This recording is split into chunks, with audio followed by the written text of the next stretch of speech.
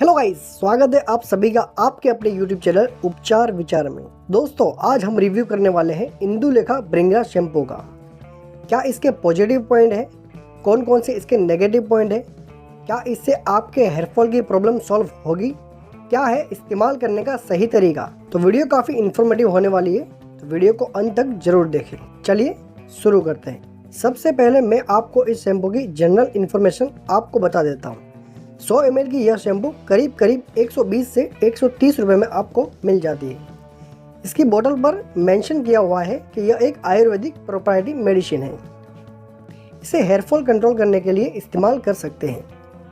अंदर से यह शैम्पू ब्राउनिश कलर का है। यूज़ करने पर आप नोटिस करेंगे ये अच्छी तरह से जाग बनाता है।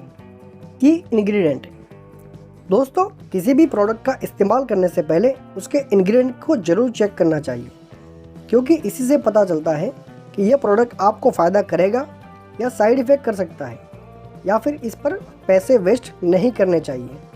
तो चलिए जानते हैं इस शैम्पू के की इंग्रेडिएंट के बारे में।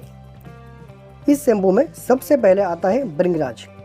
भृंगराज को बाल झड़ना रोकने के लिए और नए बाल उगाने के लिए अच्छा हर्ब्स माना जाता है। दूसरी इंग्रेडिएंट्स है आंवला। आंवला हमारे बालों के लिए काफ़ी अच्छा कंडीशनर का काम करता है और उसमें अच्छी मात्रा में एंटीऑक्सीडेंट भी होते हैं। तीसरी इंग्रेडिएंट है नीम। नीम आपके बालों में डैंड्रफ या फिर आपके बालों में कोई इन्फेक्शन हो तो उसे कंट्रोल करने में आपकी मदद कर सकता है। इन तीनों के अलावा इसमें हीना भी है, शिकाकाई भी है और उन्होंने रोजमेरी ऑयल भी ऐड किया हुआ है। दोस्तों, इनके पैकेज की इंग्रेडिएंट में जो लास्ट लाइन है उन्होंने मेंशन किया है एक्सीपियोस शैम्पू बेस।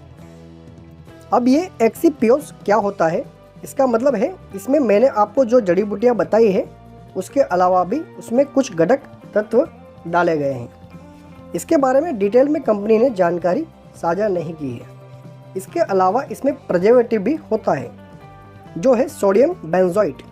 हालांकि इनकी ऑफिशियल वेबसाइट पर यह मेंशन किया गया है कि यह शैम्पू पैराबिन फ्री है। इसमें सिंथेटिक डाइज या सिंथेटिक परफ्यूम ऐड नहीं किया गया है, जो कि यह एक अच्छी बात है। हाउ टू यूज़, बात करें इंदुलेखा भृंगराज शैम्पू के यूज़ करने के सही तरीके की, तो इसे नॉर्मल शैम्पू की तरह ही इस्तेमाल करना है। सप्ताह में 2 से 3 बार।